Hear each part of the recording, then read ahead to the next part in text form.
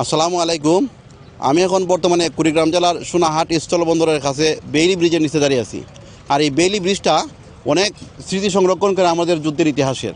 সুতরাং এটার স্মৃতি রক্ষার্থে বেইলি ব্রিজটা যাতে সংরক্ষণ করা যায়, এই জন্য 2019 সালে সাবেক প্রধানমন্ত্রী এটা নির্মাণ করেছিলেন 2019 সালে ব্রিজটা। কিন্তু এই ব্রিজটা এখনও সম্পূর্ণ হচ্ছে না। এদিকে একটু ঘুরান, হালকা একটু ঘুরান। এই যে ব্রিজটা দেখতেছেন, এটা কিন্তু 2019 সালে এটা শুরু করছিল কাজ, কিন্তু এটা এখনও চলমান আছে। তবে তারা রাত দিন 24 ঘন্টা কাজ করতেছে, আমি এলাকাবাসীর কাছ থেকে যতটুকু আমি জানতে পারলাম।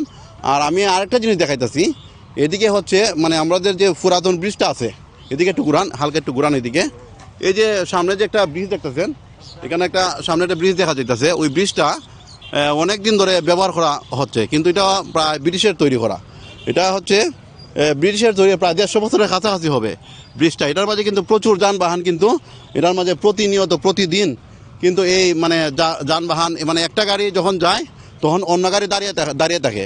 একটা গাড়ি যখন চলাচল করে অন্য পাশের গাড়িগুলো দাঁড়িয়ে থাকে, যখন ওই পাশের গাড়িগুলো যাওয়া শেষ করে তারপর পুনরায় আবার অন্য পাশের গাড়িগুলো আসা শুরু করে। এভাবে একটা গাড়ি যাওয়ার পর তারপর একটা গাড়ি এই ব্রিজের উপর উঠে। কিন্তু এই ব্রিজটা কিন্তু আমাদের যুদ্ধের ইতিহাসে কিন্তু অনেক কিছু স্মৃতি ধারণ করে। এটা যুদ্ধের সময় কিন্তু মধ্যখানে ভেঙে দেওয়া হয়েছিল। পরবর্তীতে আবার এটা মেরামত করা হয়। এটা প্রায় 1 2 3 4টা স্টেপে কিন্তু এটা 4টা জোড়া দেওয়া। এই ব্রিজটা 4 থেকে 5টার মতো জোড়া দেওয়া আমরা এই জায়গা থেকে দেখা যেতেছে। এখানে কয়েকটা জোড়া তালে দিয়া কিন্তু ব্রিজটারে সংরক্ষণ করে রাখা হয়েছে।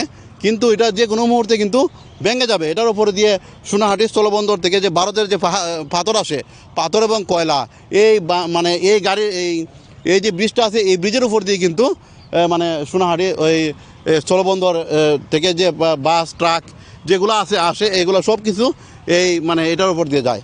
সুতরাং যাওয়ার কারণে যে কোনো মুহূর্তে কিন্তু এই রেল সেতু এই যে সেতুটা, এটা যে ব্রিটিশের তৈরি করা ব্রিজ, এই ব্রিজটা কিন্তু যে কোনো মুহূর্তে ভেঙে যাবে। সুতরাং এই ভাঙ্গার হাত থেকে রক্ষা করতে হলে অবশ্যই আমাদের যে পার্শ্ববর্তী যে সেতুটা, এই যে সেতুটা দেখতেছেন, এদিকে একটু দেখান, এই যে সেতুটা দেখতেছেন, এটা কিন্তু খুব তাড়াতাড়ি নির্মাণ করা অতীব জরুরি। আর এটা না হলে কিন্তু যে কোনো মুহূর্তে এই সেতুটা ভেঙে যাবে। আর সেতুটা যদি যে কোনো মুহূর্তে ভেঙে যায় তাহলে কিন্তু এই এলাকার যে শত শত বাসিন্দা তারা কিন্তু কষ্টের মাঝে পড়ে যাবে, কারণ তারা যাতায়াতের আর কোনো ব্যবস্থা নেই। শুধুমাত্র একটি ব্রিজের মাধ্যমে তারা কিন্তু কুড়িগ্রাম যাওয়া তাদের পক্ষে সম্ভব হবে। আর যদি এই ব্রিজটা ভেঙে যায় তাহলে তারা আর কুড়িগ্রাম যেতে পারবে না, এবং নৌকা দিয়ে ওপার যে বিভিন্নভাবে তারা যাতায়াত করতে হবে এবং কষ্ট হবে।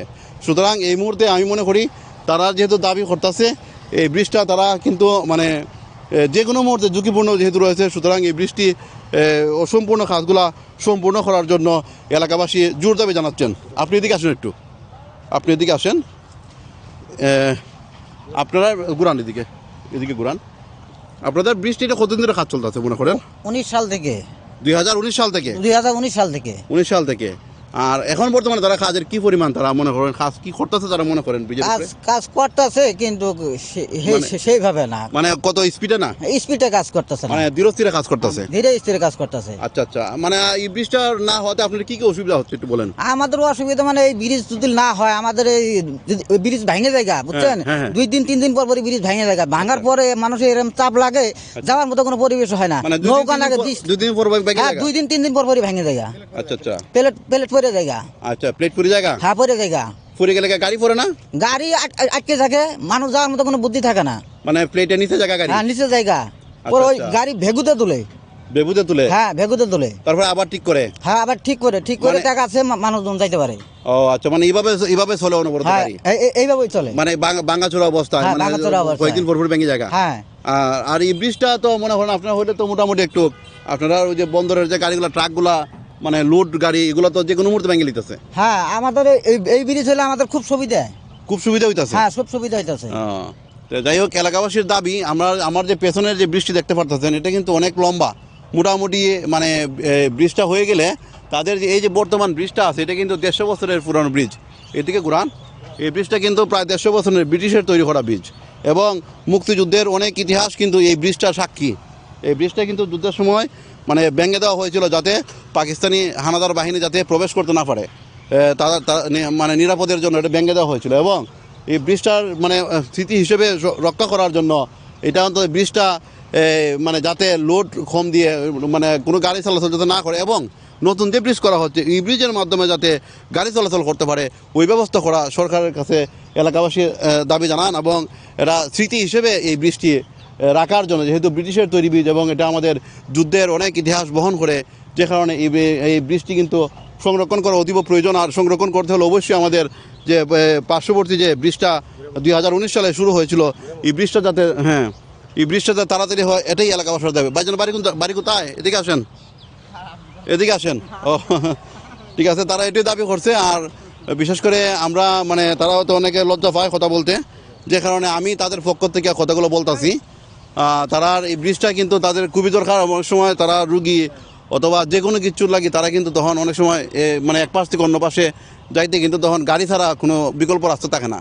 এবং এই যানজটের কারণে তারা রুগী অনেক সময় ডেলিভারি রুগী থাকে, ইমার্জেন্সি রুগী থাকে, তারা কিন্তু মানে মানে যখন যাতায়াতের সমস্যাটা হয় তখন কিন্তু মানে অনেক সংকটের তারা পড়ে যায়, কী করবে কি না করবে। তো সুতরাং এই ব্রিজটা খুব তাড়াতাড়ি করা দরকার বলে তারা এলাকাবাসীর দাবি জানাচ্ছে।